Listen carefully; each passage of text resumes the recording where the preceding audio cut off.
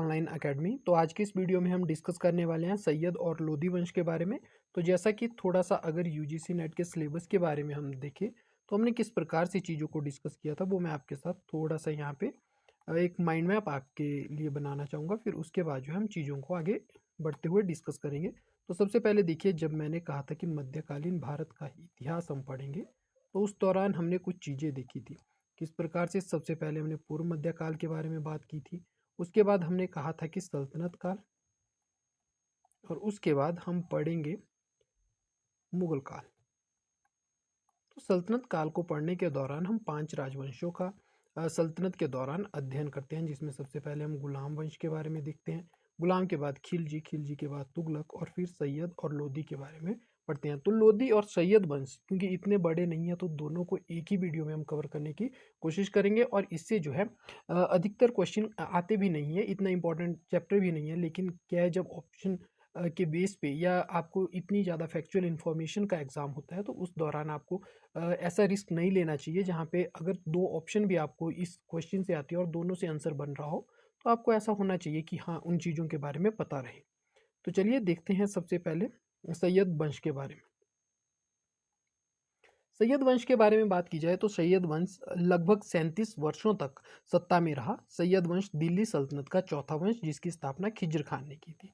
तो अगर शासकों के बारे में, महत्वपूर्ण शासक कौन कौन से हुए यहाँ के, उनके बारे में देखा जाए तो खिज्र खान 1414 से लेकर 1421 के बीच में यहाँ शासन करता है। उसके बाद मुबारक शाह उसका पुत्र होता है, फिर उसके बाद मोहम्मद शाह, और आपको देखने को मिलेगा आलम शाह जो अंतिम शासक रहता है, फिर बंदायूं चला जाता है। उस प्रकार से सारी चीज़ें हम देखेंगे यहाँ पे किस प्रकार से चीज़ें घटित होती है। तो इस वंश के शासकों ने अधिकतर समय दिल्ली और आसपास के क्षेत्रों तक ही सीमित शासन किया। आखिर सैयद शासक आलम शाह ने स्वेच्छा से गद्दी छोड़ी, जिसे लोधी वंश की शुरुआत हुई। तो देखिए, जैसा कि मैं आपके साथ पहले दिन से डिस्कस कर रहा हूँ कि आपको देखने को मिलेगा कि किस प्रकार से राजनीतिक इतिहास जो है सल्तनत का चलता है। तो सल्तनत के राजनीतिक इतिहास की बात करें तो आपको देखने को मिलेगा कुछ इस प्रकार का ग्राफ। पहले उन्नति होती हुई दिखाई देगी आपको, और उसके बाद आपको देखने को मिलेगी अवनति। अब किस प्रकार से, और मैं कहने की कोशिश कर रहा हूँ कि गुलाम वंश में जब भारत के परिप्रेक्ष्य में बात की जाती है, तो भारत के परिप्रेक्ष्य में अगर बात की जाए तो आपको देखने को मिलेगा कि साम्राज्य विस्तार कैसे हुआ। तो थोड़ा सा आपको गुलाम वंश के समय में, इल्तुतमिश के समय में आपको देखने को मिलेगा विंध्याचल के ऊपर का क्षेत्र। फिर उसके बाद खिलजी के समय में आपको देखने को मिलेगा कि काफ़ी एक बड़ा हिस्सा जो है खिलजी वंश के अधीन है, और जो दक्षिण के राज्य हैं उन पे अप्रत्यक्ष शासन है। लेकिन मोहम्मद बिन तुगलक के आते आते आपको देखने को मिलेगा कि सुदूर दक्षिण तक भी क्या पहुंच चुका है। जो मोहम्मद बिन तुगलक यानी कि तुगलक वंश की जो सत्ता है वो दक्षिण तक पहुंच गई थी, प्रत्यक्ष नियंत्रण में चीज़ें आ चुकी थी। लेकिन उसके बाद धीरे धीरे मोहम्मद बिन तुगलक के समय में ही हमने पढ़ा है कि यहाँ पे बहमनी टूटता हुआ दिखाई देगा हमें 1347 में। उससे पहले हमें विजयनगर टूटता हुआ दिखाई देगा 1336 में। तो चीज़ें परिवर्तित होना शुरू होती है, राज्य विघटित होना शुरू होता है, और धीरे धीरे टूटते टूटते हमें देखने को मिलता है कि फिरोज शाह तुगलक जब तक रहता है, तो उसके समय तक हमें देखने को मिलता है वही साम्राज्य, उतना ही साम्राज्य शेष बच जाता है जितना कि अलाउद्दीन खिलजी के प्रत्यक्ष नियंत्रण में होता है।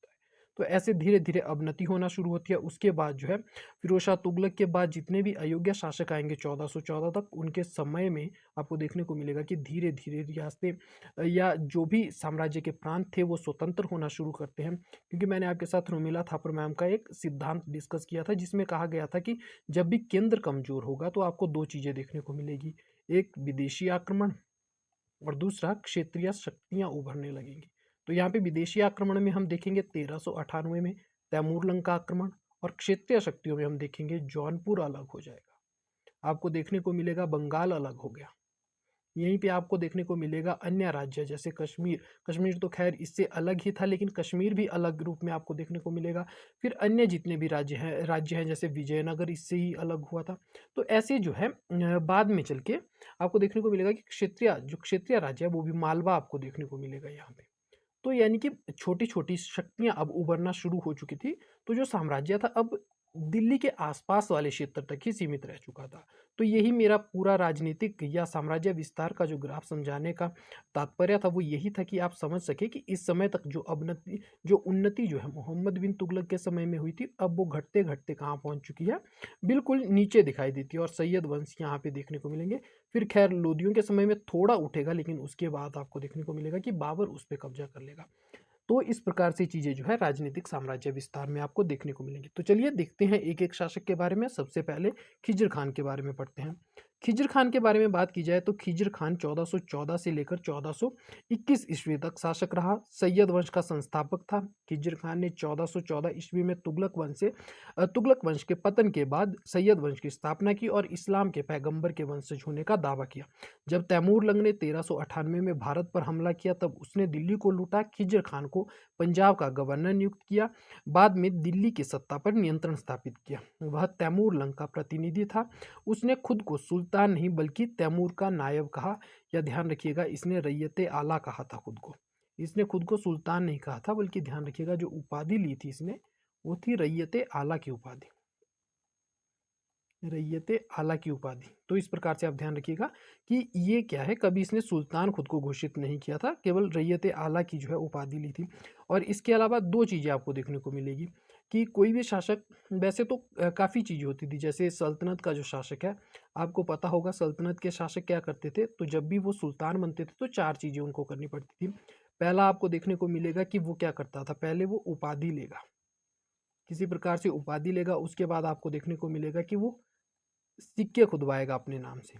तीसरा पॉइंट क्या होता था कि वो क्या करने की कोशिश करता था कि किसी प्रकार से जो है खुतबे में, जो शुक्रवार की नमाज होती है उसमें एक लाइन पढ़ी जाती थी जिसमें शासक का नाम आता था, तो आपको देखने को मिलेगा कि खुतबा भी पढ़वाता था वो। तो खुतबे में अपना नाम पढ़वाता था।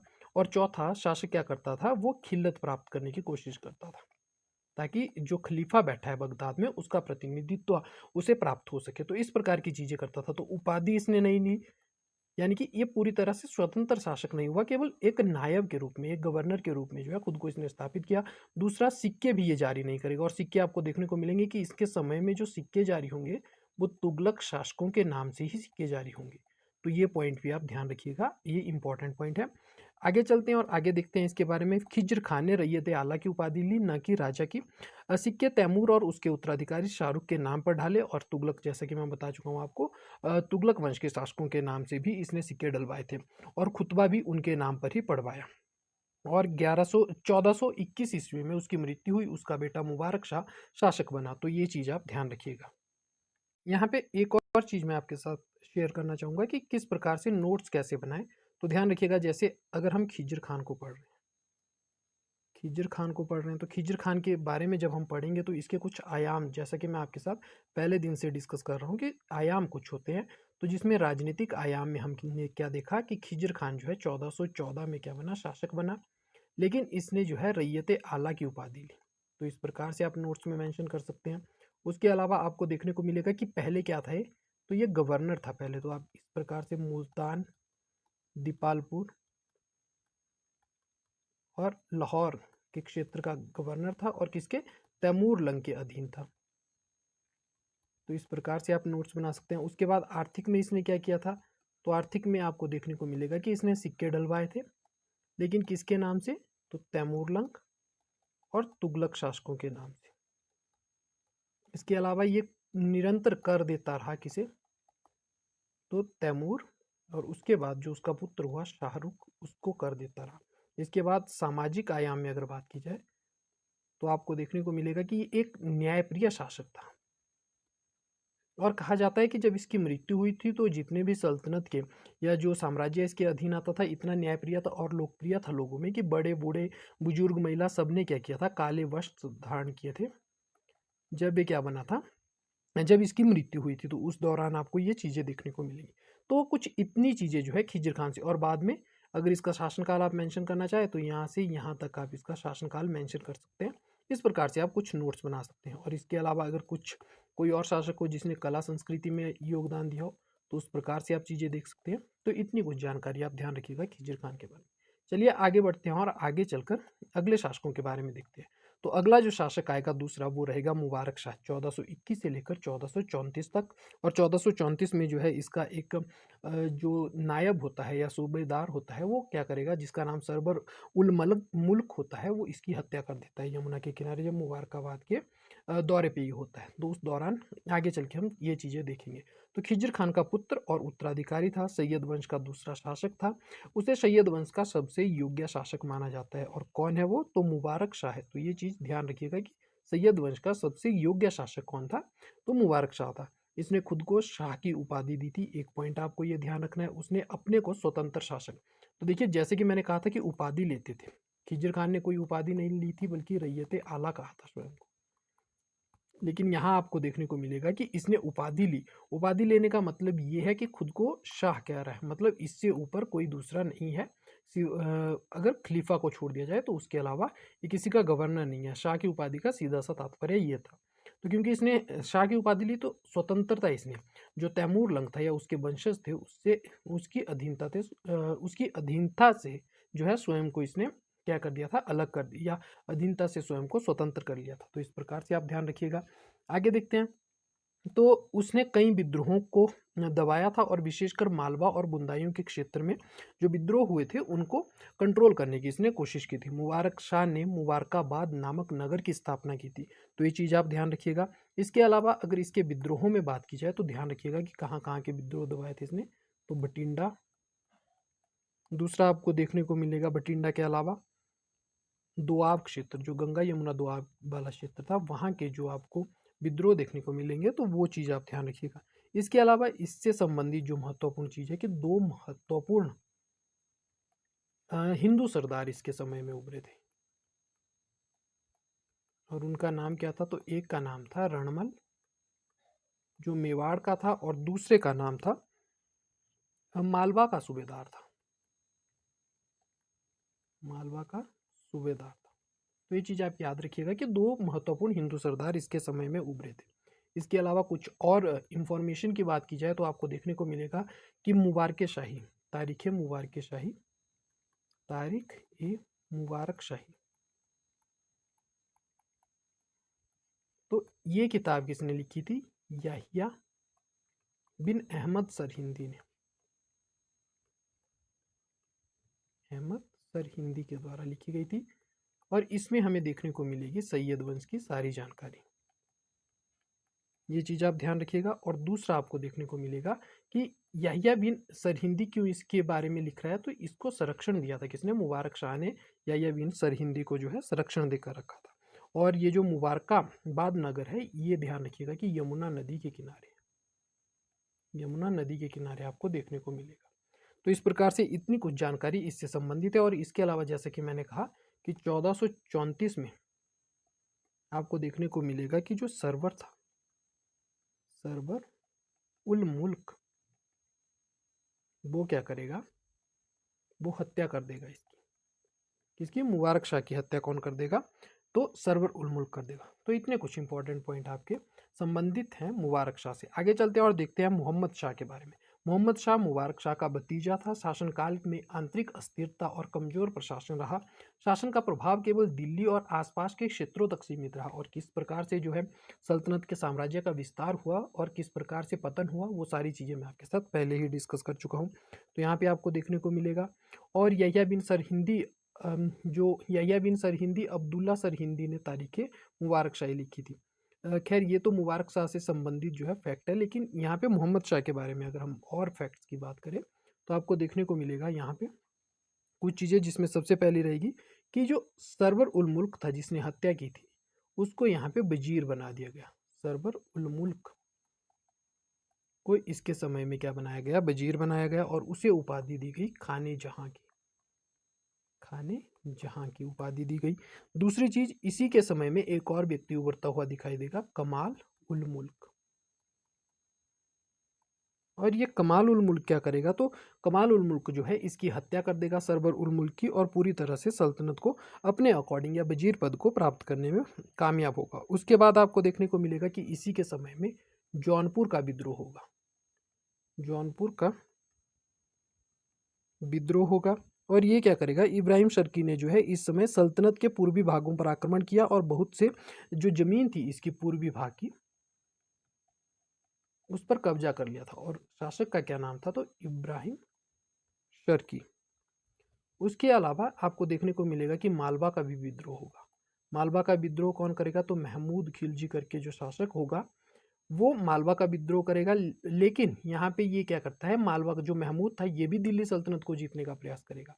लेकिन यहाँ पे क्योंकि अहमद शाह जो गुजरात का शासक था वो मांडू पर आक्रमण कर देगा जो कि मालवा की राजधानी थी, तो उस वजह से महमूद खिलजी को क्या करनी पड़ती है, अपनी योजना बीच में रोकनी पड़ती है और अहमद शाह फिर बाद में चल के जो है अहमद शाह के साथ लोहा लेना पड़ता है। तो इस प्रकार से जो है इतनी संबंधित बातें इससे थी।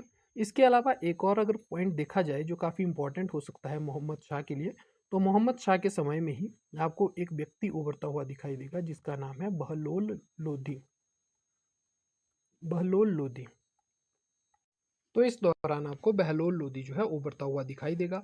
और यहाँ पे उपहार स्वरूप, क्योंकि जिस समय विद्रोह हो रहे थे, जौनपुर में विद्रोह हुआ, मालवा में विद्रोह हुआ, तो क्योंकि बहलोल लोदी ने सुल्तान मोहम्मद शाह की मदद की थी, इसके लिए खुश होकर जो है वो खाने जहां की उपाधि इसको देगा और एक महत्वपूर्ण पद जो है इसे प्राप्त होता है और काफ़ी ज़्यादा जो है ख्याति इसकी सल्तनत में हो जाती है। इसके बाद जो अंतिम शासक आपको देखने को मिलेगा वो आएगा अलाउद्दीन आलम शाह। तो इसके समय में क्या होता है, तो देखते हैं इसके समय की महत्वपूर्ण चीज़ें। मोहम्मद शाह का पुत्र था, एक कमजोर शासक जिसने जिसने शासन में कोई रुचि नहीं ली। 1451 में बंदायूं चला गया और दिल्ली लोदी वंश के बहलोल लोदी को सौंप दी। इसी के साथ सैयद वंश का अंत होता है और लोदी वंश की शुरुआत होती है। लेकिन यहाँ पे एक फैक्ट याद रखिएगा कि इतनी आसानी से जो है बहलोल लोदी को चीज़ें प्राप्त नहीं हो चुकी थी। चीज़ें प्राप्त करने के लिए बहलोल लोदी को भी संघर्ष करना पड़ा था। इसके लिए उसने क्या किया था, जो सुल्तान था आलम शाह प्लस इसके समय में एक और उमरा हुआ हमीद खान, तो हमीद खान और सुल्तान के बीच में उसने कड़वाहट घोलने का पूरा कार्य किया था। और हमीद खान को पूरी तरह से सत्ता के दौर से बाहर करने के बाद ही बहलोल लोदी को सत्ता प्राप्त हुई थी। तो ये चीज़ आप ध्यान रखिएगा। फिर बंदायूं चला जाता है और बहलोल लोदी जो शासक था, जो आलम शाह शासक था उसके समय में बहलोल लोदी क्या था, उसका एक सूबेदार या उमरा था। लेकिन बाद में आपको देखने को मिलेगा कि बहलोल लोदी शासक हो जाता है और आलम शाह जो है उसके अधीन बंदायूं का सूबेदार या उमरा बनकर अपने बाकी का जीवन जो है व्यतीत करना शुरू कर देता है। तो इस प्रकार से जो है सारी चीज़ें मैं आपके साथ सैयद वंश से जितने इंपॉर्टेंट फैक्ट हो सकते थे वो मैं आपके साथ डिस्कस कर चुका हूँ। तो यहीं पे सैयद वंश जो है आपको समाप्त होता हुआ दिखाई देगा। याद रखिएगा 37 वर्षों तक इसका शासन रहा था। आगे चलते हैं और देखते हैं लोधी वंश के बारे में। लोधी वंश से कौन कौन सी महत्वपूर्ण चीजें हो सकती है, तो सबसे पहले 1451 से लेकर 1526 तक इसका शासनकाल रहा था। 1526 यहाँ पे कीजिएगा। और कौन, बाबर इसको हराकर फिर दिल्ली सल्तनत को मुगलिया रियासत के रूप में परिवर्तित करने की नींव रखेगा। तो चलिए देखते हैं लोधी वंश के बारे में। यह दिल्ली सल्तनत का पांचवा और अंतिम वंश था। लोधी वंश ने लगभग 75 वर्षों तक दिल्ली पर शासन किया। यहाँ पे एक और फैक्ट जो है आप ध्यान रखिएगा कि यह दिल्ली सल्तनत का पांचवा और अंतिम वंश था। लेकिन याद रखिएगा कि मूलतः पहला अफगान वंश भी था। पहला अफगान वंश था ये। अभी तक जितने भी लोग थे वो तुर्क लोग शासन कर रहे थे, लेकिन आपको पहली बार देखने को मिलेगा कि अफगानों के द्वारा शासन किया था। और ये जब मैंने दिल्ली सल्तनत का इतिहास शुरू किया था उस दौरान मैंने आपके साथ ये चीज़ बहुत अच्छे से डिस्कस की थी कि क्यों पहला जो है अफगान वंश था ये और कहाँ से ये लोग आए थे प्रशासन में, किस प्रकार से इन्होंने बड़े पद प्राप्त किए। तो ये सारी चीज़ें मैं आपके साथ डिस्कस कर चुका हूँ। तो लोधी शासक मूलतः अफगान थे, इसलिए इन्हें अफगान वंश भी कहा जाता है। तो ये ध्यान रखिएगा। आप आगे चलते हैं और इस वंश के जो है याद रखिएगा कि 75 वर्षों में 3 शासकों के द्वारा शासन किया गया था, जिसमें बहलोल लोधी 1451 से लेकर 1489 के बीच में, फिर 1489 से लेकर 1517 के बीच में सिकंदर लोधी और फिर 1526 तक आपको देखने को मिलेगा इब्राहिम लोधी। तो चलिए देखते हैं एक एक करके सभी शासकों के बारे में। तो सबसे पहले बहलोल लोधी 1451 से लेकर 88 या बात करें 89 तक। तो सबसे पहले देखते हैं कि लोधी वंश का क्या था। ये संस्थापक था, पंजाब और दिल्ली पर इसने अधिकार किया मूलतः एक अफगान सरदार था, शम्स खान लोधी का पुत्र था। तो पिता का क्या नाम था इसके? शम्स खान लोधी था। इतना इंपॉर्टेंट फैक्ट नहीं है, लेकिन फिर भी आप याद रख सकते हैं। दिल्ली के सैयद शासक अलाउद्दीन आलम शाह से गद्दी प्राप्त की थी, और किस प्रकार से की थी वो मैं आपके साथ डिस्कस कर चुका हूँ सैयद वंश पढ़ने के दौरान। प्रारंभ में सरहिंद का सूबेदार था। एक इंपॉर्टेंट फैक्ट आपको ध्यान रखना है कि ये सरहिंद का सूबेदार था, और यहीं पे आपको देखने को मिलेगा कि सरहिंद का एक सुनार था, उसकी पुत्री से, सुनार की पुत्री से जो है इसने विवाह कर लिया था। दिल्ली सल्तनत को फिर से संगठित किया। दिल्ली सल्तनत को कैसे संगठित किया? तो आपको देखने को मिलेगा कि इसके समय में इसने जौनपुर का शासक, जौनपुर के शासक को हराया था, जिसका नाम था हुसैन शाह। करेंगे हम डिस्कस ही इसके बारे में बातचीत कि जौनपुर कब बना, कैसे बना। जब हम क्षेत्रीय राज्यों के बारे में पढ़ना शुरू करेंगे, अगला ही टॉपिक हमारा क्षेत्रीय राज्य रहेगा, तो वहाँ पे देखेंगे कि जौनपुर कैसे बना। तो इसने जौनपुर के शासक जो हुसैन शाह था उसको हरा कर क्या किया था? तो ध्यान रखिएगा, अपना पुत्र, जो इसका बड़ा पुत्र था जिसका नाम था बारबक शाह, बारबक शाह को क्या किया था इसने? गद्दी प्रदान की थी वहाँ की, या वाइसराय जो है वहाँ का नियुक्त किया था। और दूसरा ध्यान रखिएगा कि इसने यहाँ का जो ग्वालियर था, ग्वालियर राज्य या ग्वालियर रियासत को भी इसने अपने कब्जे में लिया था, यहाँ के राजा मानसिंह को हराकर। तो ये चीज़ भी आप ध्यान रखिएगा। और ग्वालियर के अभियान से वापस आते समय ही इसकी क्या हो जाती है? बहलोल लोधी की मृत्यु भी हो जाती है। तो ये चीज़ आप ध्यान रखिएगा। इसके अलावा पंजाब और आसपास के क्षेत्रों को अपने अधीन किया था। तो ये चीज़ आपके साथ मैं डिस्कस कर चुका हूँ। सरकी वंश को पराजित कर, सरकी वंश का शासन जौनपुर पर था, तो उनको पराजित कर किस प्रकार से जो है हुसैन शाह से इसने जौनपुर को बाद में चल के अपने पुत्र बारबक शाह को प्रदान कर दिया था। तो ये सारी चीज़ें मैं डिस्कस कर चुका हूँ। धार्मिक दृष्टि से उदार शासक था, और 1489 में ग्वालियर से आते समय इसकी मृत्यु हो जाती है। इसके समय में एक और चीज़ याद रखिएगा कि ये इतना उदार शासक था। पहले तो इसके मंत्री परिषद को क्या कहा जाता था? तो मकसद अली कहा जाता था, मकसद अली कहा जाता था। दूसरा, इसने अपने नाम के यानी कि बहलोल नाम के क्या चलवाए थे? सिक्के चलवाए थे। तो ये चीज़ आप ध्यान रखिएगा। यहाँ पे एक और चीज़ आपको ध्यान रखनी है, वो है कि ये जब भी मकसद अली या मंत्रियों की इतनी इज्जत करता था कि जब भी मंत्री खड़े होते थे तो उनके जब तक मतलब वो नहीं बैठ जाते थे तब तक ये भी नहीं बैठता था। दूसरी बात, ये मंत्रियों के बीच में बैठता था। ऐसा नहीं था कि बलबन की तरह बहुत ऊंचे में इसने अपना शासन अपनी राजगद्दी स्थापित की हो और मंत्रियों को जो है सिजदा पैबोस वाली नीतियाँ लागू की हो। तो वैसा कुछ भी नहीं था, मंत्रियों को जो है अपने बराबर समझता था। तो उस कारण जो है थोड़ा सा इतिहासकार इसको जो है यहाँ पे देखने को मिलेगा कि इसकी आलोचना भी करते हैं कि इस प्रकार का शासक जो है काफ़ी कमज़ोर शासक होता है, जो ज़्यादातर अपने उमराव का दमन करने के बजाय उनको साथ लेकर चलता है। तो इस प्रकार से इसकी थोड़ी सी क्रिटिसिज्म आपको यहाँ देखने को मिलती है। आगे चलते हैं, अगला जो शासक रहेगा वो है सिकंदर लोदी। सिकंदर लोदी 1489 से लेकर 1517 के बीच में। तो देखिए, सिकंदर लोदी को थोड़ा सा जो है मैं आपको नोट्स बनवाना चाहूँगा इसके अपने अकॉर्डिंग। तो ध्यान रखिएगा कि निजाम खान,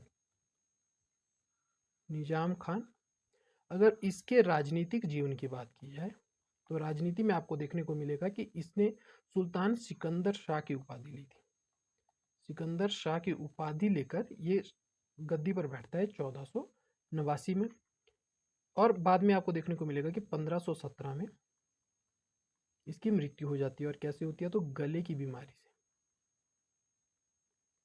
तो याद रखिएगा कि सिकंदर शाह ने जो है, सिकंदर शाह की उपाधि से निजाम खान दिल्ली की गद्दी पर बैठता है इस टाइम पीरियड के भीतर। अगर इसकी आर्थिक नीतियों की बात की जाए तो आर्थिक नीतियों में आपको देखने को यहाँ पे मिलेगा कि इसने भूमि के मापन के लिए सिकंदरे गज, सिकंदरे गज का जो है आपको देखने को मिलेगा कि उत्पत्ति करवाई थी या शुरू किया। उसका जो पैमाना था वो गजे सिकंदरी के नाम से जाना जाता था, जिससे भूमि सर्वेक्षण इसने करवाया था। तो ये चीज़ आप ध्यान रखिएगा। उसके बाद थोड़ा सा इसके सामाजिक जीवन में किस प्रकार से इसकी नीतियाँ रही उसके बारे में अगर बात करें तो आपको देखने को मिलेगा कि इसने मुसलमानों का मुसलमानों को मुहर्रम और तजिया निकालने से मना कर दिया था। दूसरा, मुसलमान स्त्रियां जो थी, ध्यान रखिएगा, मुस्लिम स्त्रियों को पीरों और संतों की मज़ारों पर जाने से मना कर दिया था। ये चीज़ आप ध्यान रखिएगा। उसके बाद अगर बात की जाए तो धार्मिक जीवन में धार्मिक रूप से ये थोड़ा असहिष्णु शासक था। असहिष्णु शासक था, यानी कि सिर्फ मुस्लिम धर्म के लोगों को ही अपने राज्य में ज़्यादा रियायतें देता था, या उस प्रकार से मुस्लिमों के लिए इसके दिल में या कहे नीतियों में सॉफ्ट कॉर्नर आपको देखने को मिलेगा। तो इसने क्या किया था, असहिष्णुता का परिचय दिया था और ज्वालामुखी टेम्पल को लूटा था, और जो मूर्ति थी वहाँ की ज्वाला माता की, उसको क्या किया था, इसने तोड़ा था। और कहा जाता है कि इसने जो है जो टुकड़े थे उनको मीट मंडियों में, दिल्ली में जो है जो मीट मंडियाँ थी वहाँ पे क्या किया था, तोलने के कार्य में यूज किया था। तो इस प्रकार से भी थोड़ा सा इतिहासकार इसे यहाँ पे क्रिटिसाइज करते हैं। इसके अलावा अगर बात की जाए तो कला संस्कृति में काफ़ी ज़्यादा योगदान इसका आपको देखने को मिलेगा। कला संस्कृति में क्या योगदान था, तो सबसे पहले तो ध्यान रखिएगा कि कुतुब मीनार को रिपेयर करवाया था। कुतुब मीनार को इसने क्या किया, करवाया था, तो पुनर्निर्माण करवाया था उसका, या मरम्मत करवाई थी। एक पॉइंट। दूसरा आपको देखने को मिलेगा कि आगरा शहर की स्थापना करवाई थी। आगरा शहर की स्थापना करवाई थी 1503 और 4 के बीच में, और बाद में उसी को राजधानी भी बनाया था इसने। तो ये चीज़ आप ध्यान रखिएगा। उसके बाद ध्यान रखिएगा कि गुलरुखी गुलरुखी नामक शीर्षक से फारसी कविताएं लिखा करता था, यानी कि फारसी कविताएं जो ये लिखता था, वहाँ पे सिकंदर लोदी का नाम नहीं बल्कि गुलरुखी नाम एंड में जहाँ पे पोइट का नाम होता है वहाँ पे गुलरुखी नाम डाला करता था। 3 नाम इसके हमने देख लिए, निजाम खान, सिकंदर शाह और गुलरुखी। तो इस प्रकार से याद रखिएगा। इसके अलावा इसने क्या किया था, तो आयुर्वेद का जो ग्रंथ था, संस्कृत का ग्रंथ, आयुर्वेद संस्कृत का जो ग्रंथ था उसको इसने कन्वर्ट करवाया था फारसी में, और उसका नाम रखा था फहरंगे सिकंदरी। तो ये चीज़ आप ध्यान रखिएगा। इसके अलावा आपको देखने को मिलेगा कि संगीत के जो ग्रंथ थे उनको इसने करवाया था लज्जत ए सिकंदरी के रूप में, लज्जत ए सिकंदरी नाम से ट्रांसलेट करवाया था फारसी में। और इसका एक वजीर हुआ, इसका एक वजीर था जिसने मोट के मस्जिद की नींव रखी थी। मोट की मस्जिद का क्या करवाया था, निर्माण करवाया था। तो इतनी कुछ चीज़ें जो है आप सिकंदर लोदी से संबंधित याद रख सकते हैं। अगर इसके राज्य विस्तार में बात की जाए तो ग्वालियर का आपको शासक देखने को मिलेगा, ग्वालियर का शासक जिसका नाम था मानसिंह। तो मानसिंह के समय में 5 बार इसने आक्रमण किया था ग्वालियर पे, और आपको देखने को मिलेगा कि पांचों बार इसने ग्वालियर के शासक को हराया था। तो इतनी कुछ चीज़ें आपको इससे संबंधित महत्वपूर्ण फैक्ट के रूप में याद रखनी होगी। आगे चलते हैं, पीडीएफ को थोड़ा सा देख लेते हैं। निजाम खान इसका नाम था, बहलोल लोदी का पुत्र था, उसने बिहार और पश्चिम बंगाल पर विजय प्राप्त की थी। ये फैक्ट आप ऐड कर लीजिएगा। उसने अपनी राजधानी दिल्ली से आगरा स्थानांतरित की थी, और आगरा उसी ने बसाया था 1503 और 4 के बीच में। वह कट्टर मुसलमान था। उसने नगरकोट स्थित ज्वालामुखी मंदिर और मथुरा के मंदिरों को तुड़वाने का आदेश दिया था। अपने शासन में न्यायप्रियता और कुशलता शासन हेतु माना गया था। अपने शासन में न्यायप्रिय और कुशल शासक माना गया था। हिंदू मुस्लिम दोनों धर्मों पर सख्ती से नियंत्रण रखा। जैसे कि मैंने कहा, हिंदू धर्म पे तो खैर इसने असहिष्णुता का ही प्रदर्शन किया था, लेकिन मुस्लिम धर्म को इसने कंट्रोल किया था, मुहर्रम और तजिया बंद करवा के, या मुस्लिम स्त्रियों को जो है पीरों और संतों के मज़ारों पर जाने से रोककर। तो उस प्रकार से चीज़ें आपको देखने को मिलेगी। फिर उसने कृषि का विकास करने में रुचि ली। उसने खेतों को मापने के लिए 32 अंकों की इकाई गजे सिकंदरी नामक जो पैमाना मैं आपसे बात कर चुका हूँ भूमि सर्वेक्षण के लिए, तो उसकी शुरुआत की थी। कवियों और विद्वानों को इसने संरक्षण दिया। वह स्वयं कवि था और अपने फारसी में गुलरुख नाम से कविताएं लिखी। ये चीज़ हम डिस्कस कर चुके हैं। तो आगे चलते हैं, अंतिम शासक जो रहेगा सल्तनत काल का, और लोदी वंश का भी अंतिम शासक, तीसरा लोदी वंश का और अंतिम शासक किसका, तो दिल्ली सल्तनत का। तो इसके बारे में देख लेते हैं। 1517 से लेकर 1526 तक के शासक रहा।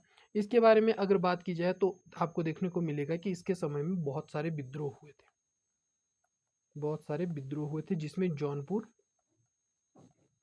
जौनपुर एंड अवध का विद्रोह दरिया खान के नेतृत्व में, दरिया खान के नेतृत्व में। दूसरा विद्रोह आपको देखने को मिलेगा दौलत खान के नेतृत्व में, पंजाब में विद्रोह। उसके अलावा बात की जाए तो इनके समय में ही आपको विद्रोह तो नहीं, लेकिन राणा सांगा के साथ या संग्राम सिंह के साथ आपको देखने को मिलेगा कि इनके साथ घटोली या खतौली की लड़ाई इनकी हुई थी। खतौली की लड़ाई हुई थी जिसमें ये पराजित हो गए थे। 1517-18 में ये लड़ाई हुई थी। तो ये चीज़ आप ध्यान रखिएगा। और इसके अलावा बात की जाए तो राणा सांगा के बारे में एक फैक्ट कहा जाता है कि इसने 100 युद्ध लड़े थे और इनके शरीर पर जो है 100 घाव भी देखने को मिलते हैं। ये चीज़ आप ध्यान रख सकते हैं इनके बारे में। इसके अलावा इनका एक जो मित्र था, या कहें ग्वालियर पर जब इन्होंने आक्रमण किया तो उस समय आपको देखने को मिलेगा कि यहाँ का शासक था बिक्रमजीत। तो बिक्रमजीत के इलाके को जीत कर इसने जो है बिक्रमजीत को अपने दरबार में ही एज अ मंत्री अपॉइंट कर दिया था। और बाद में आपको ये भी देखने को मिलेगा कि जब हुमायूं आक्रमण करेगा बाबर के समय में, तो ये क्या होता है, बाबर के समय में बिक्रमजीत मारा जाता है युद्ध में, इब्राहिम लोदी भी मारा जाएगा। लेकिन हुमायूं को जो कोहिनूर हीरा मिलता है वो किसे, बिक्रमजीत के परिवार से ही मिलता है। तो पढ़ेंगे ये चीज़ भी हम कहाँ पे, जब हम मुगल शासकों के बारे में पढ़ना शुरू करेंगे तो उस दौरान हम ये चीज़ देखेंगे। खैर आगे चलते हैं, इसके बारे में देखते हैं। सिकंदर लोदी का पुत्र था, स्वभाव से क्रूर और अहंकारी था, अफगान सरदारों से टकराव हुआ। इब्राहिम लोदी ने सुल्तान की पूर्ण शक्ति को लागू करने का प्रयास किया, जिससे कई अमीर उसके विरुद्ध हो गए। अंत में पंजाब के गवर्नर दाऊद खान लोदी ने बाबर को आमंत्रित किया, और इसके साथ ध्यान रखिएगा कि इसका चाचा भी था। पंजाब का गवर्नर जिसने विद्रोह किया था दाऊद खान लोदी, और दूसरा आपको देखने को मिलेगा आलम खान, ये इसका चाचा था यहाँ पे, आलम खान। तो ये चीज़ आप ध्यान रखिएगा कि आलम खान भी साथ में बुलाने वाला था, जिसने इनवाइट किया था बाबर को, जो उस समय अफगान में शासन कर रहा था काबुल में। तो उसको जो है भारत बुलाया, और भारत में जो है इसकी सत्ता को समाप्त करने के लिए, इब्राहिम लोदी की सत्ता को समाप्त करने के लिए, तो बाबर ने यह प्रस्ताव स्वीकार किया। स्वीकार किया, बाबर ने भारत पर आक्रमण किया। और आपको देखने को मिलेगा कि 1526 ईस्वी की पहली पानीपत की लड़ाई में बाबर ने इब्राहिम लोदी को हराकर मार डाला। इसी के साथ लोदी वंश का अंत हुआ और मुगल साम्राज्य की शुरुआत हुई।